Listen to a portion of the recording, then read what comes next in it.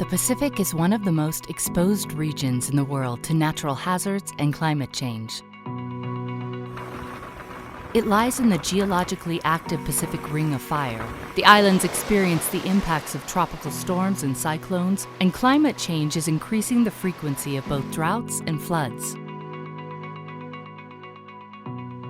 Rising sea levels and accelerated coastal erosion are already impacting communities in vulnerable, unprepared areas with low levels of individual and community resilience. Natural hazard events can become catastrophic disasters. To assist governments in the region to prepare for these hazards, the World Bank, the Global Facility for Disaster Reduction and Recovery, GFDRR, and Australia's Department of Foreign Affairs and Trade are supporting a range of disaster risk management projects.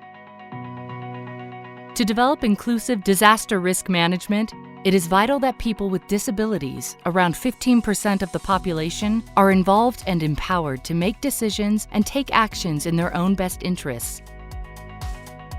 This leads to stronger climate actions and more resilient societies. In 2022, a study was undertaken to examine disability inclusion gaps and propose a series of recommendations to make disaster preparedness and recovery strategies more inclusive.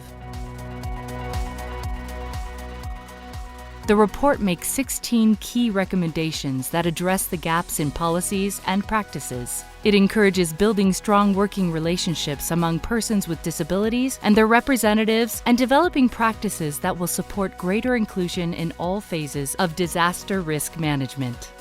As a result, GFDRR is supporting national governments in addressing the lack of disability data. Countries will also work to foster better adherence to accessibility provisions in building codes and land use planning,